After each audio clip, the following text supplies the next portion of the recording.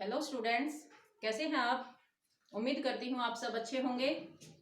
आज हम जनसंचार करेंगे, जो कि हमारे 11वीं और 12वीं कक्षा में अभिव्यक्ति और माध्यम एक पुस्तक लगी हुई है, अभिव्यक्ति और माध्यम। उसी का पहला चैप्टर है जनसंचार। तो आज हम करेंगे जनसंचार। जनसंचार जानने से पहले हम जानेंगे संचार क्या होता है, उसके माध्यम कौन कौन से होते हैं, उसके तत्व कौन से हैं, उसके भेद कौन से हैं, तब हम पहुंचेंगे जनसंचार पे। सबसे पहले संचार। संचार चर धातु से बना है। किससे बना है? चर धातु से। चर का अर्थ होता है विचरण करना। अविचरण, विचरण मतलब एक स्थान से दूसरे स्थान तक जाना।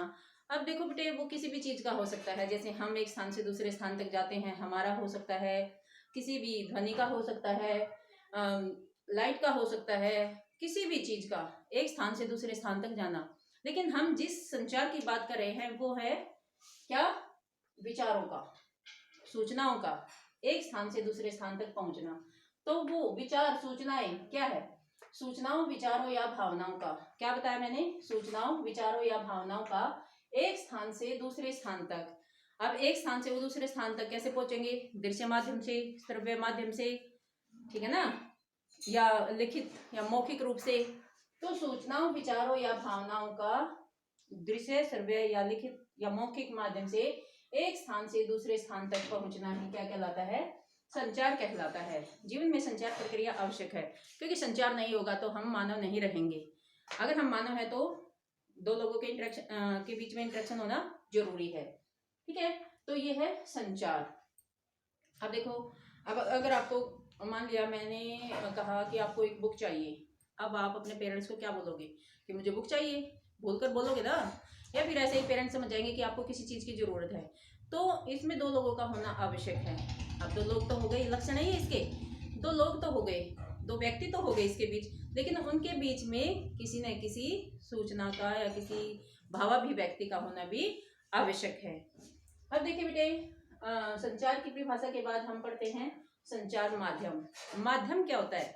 माध्यम वो होता है कोई साधन या माध्यम, मतलब जिसके द्वारा वो कार्य किया जाता है। अब संचार माध्यम से अभिप्राय क्या होगा? जिस साधन के द्वारा संचार किया जाता है, जिस साधन के द्वारा संचार किया जाता है। अब मानो जैसे अभी मैं आपको पढ़ा रही हूँ, कोई ना कोई साधन तो है जिसके द्वारा मैं आप तक अपने विचार पहुंचा रही हूँ। क्या है वो? खुद सोचो, क्या है वो? Mobile phone. तो ये क्या है? मोबाइल फोन जो मेरी भावनाएं और सूचनाओं को आप तक पहुंचा रहा है, ये ही क्या है? संचार माध्यम। जैसे हम स्कूल आते हैं किसके द्वारा? बस के द्वारा।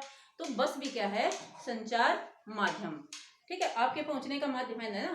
तो जो सूचनाओं, विचारों या भावनाओं को एक स्थान से दूसरे स्थान तक पहुंचाता है, जैसे telephone, internet, radio, mobile phone, अखबार, पत्रिकाएं, ये सारे क्या हैं? संचार माध्यम है।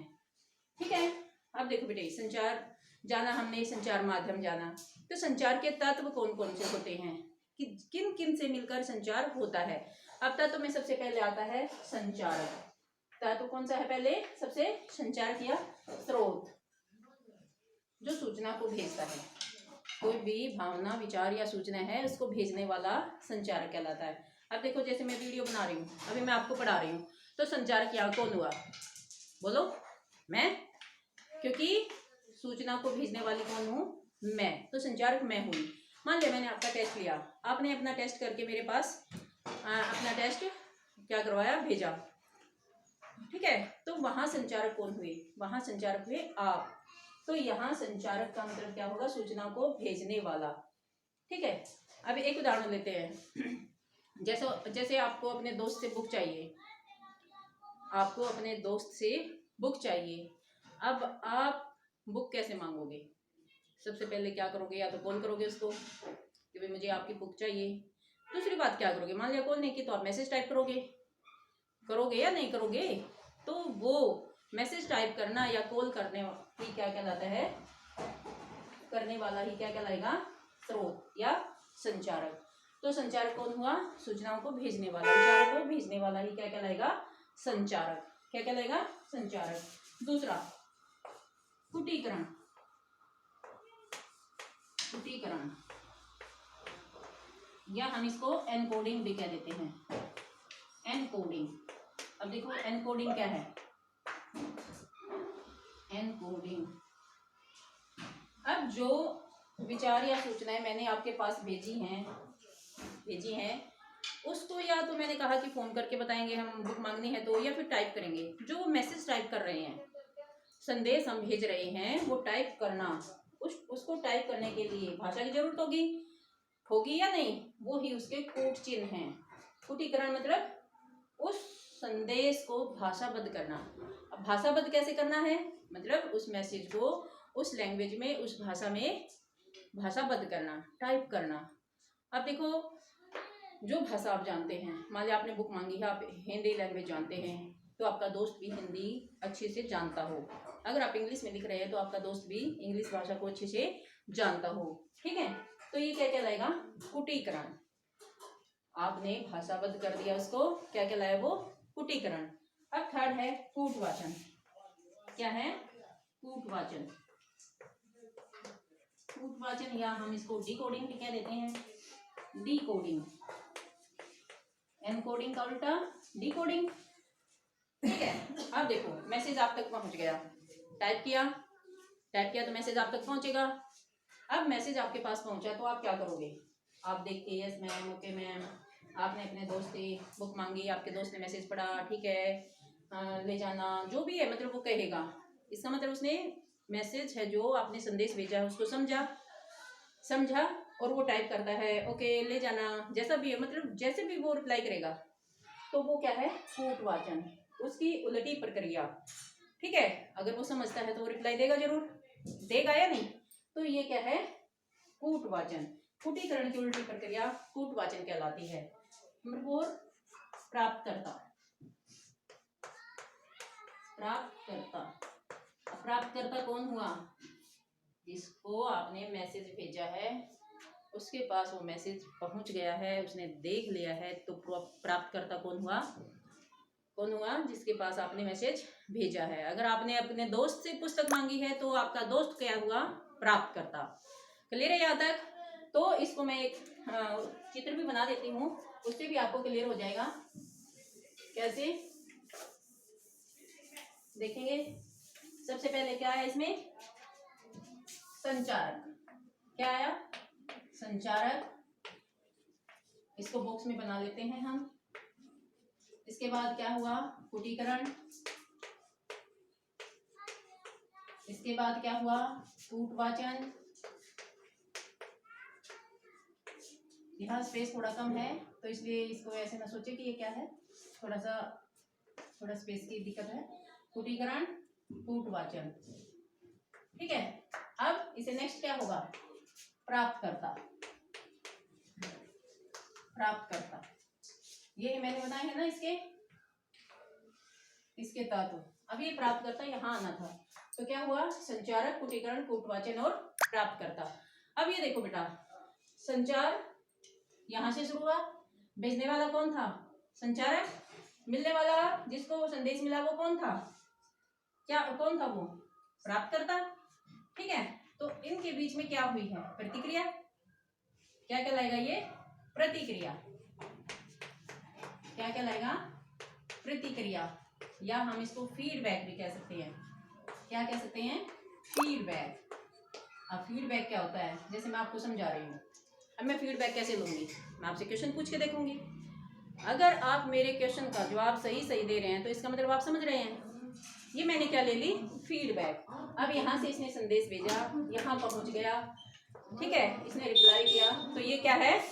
फीडबैक। हुआ यहाँ तक क्लियर है? अब देखो हमने क्या पढ़े हैं? तत्व पढ़े हैं। तत्व में सबसे पहले क्या जाना? संचारक। जैसे आप मैसेज भेजने वाले हैं, आपके पास एक फोन है, आप मैसेज भेजने वाले हैं, आप हैं संचारक। ठीक है, उस मैसेज को आपने टाइप किया, वो है कूटीकरण। आपके दोस्त ने उसको समझा, देखा, वो है कूटवाचन। ठीक है, और उसने आपके पास वापस रिप्लाई किया, वो दोस्त बना प्राप्तकर्ता, और जो वापस रिप्लाई किया वो हुई फीडबैक, प्रतिक्रिया। ठीक है, अब देखो जो ये प्रोसेसिंग चलती है भेजने वाले प्राप्तकर्ता के बीच में, जो भी ये प्रोसेसिंग हुई है, ये क्या है? एक प्रोसेस है, संचार है। इसी के माध्यम से विचारों की अभिव्यक्ति होती है। तो इसके बीच में कभी कभी क्या आ जाती है? बाधा, रुकावट। उसको क्या कहते हैं? शोर। क्या कहते हैं, शोर।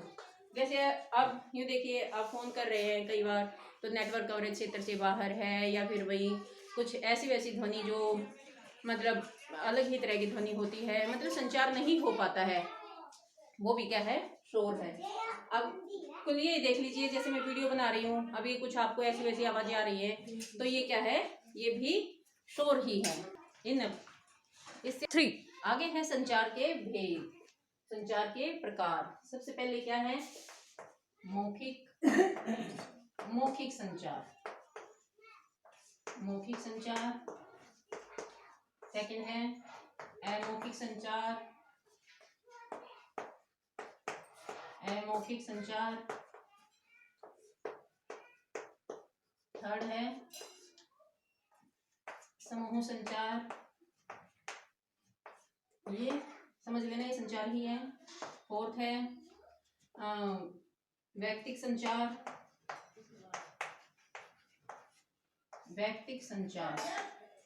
फिफ्थ है वैयक्तिक अंतरवैयक्तिक संचार,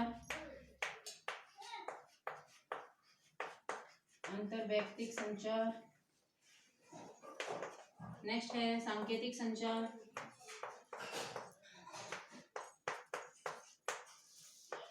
सांकेतिक संचार। नेक्स्ट है समूह संचार, हम कर चुके हैं। मौखिक, अमौखिक, समूह, वैयक्तिक, अंतरवैयक्तिक, सांकेतिक, और लास्ट में हम करते हैं जनसंचार। फर्स्ट में क्या है, जनसंचार। यहाँ तक हमारा हो गया है संचार के प्रकार तक। अब संचार के प्रकारों को हम नेक्स्ट वीडियो में डिफाइन करेंगे, ठीक है। यहाँ तक आप अच्छे से करना, कोई दिक्कत आए तो पूछना नेक्स्ट वीडियो में बाकी।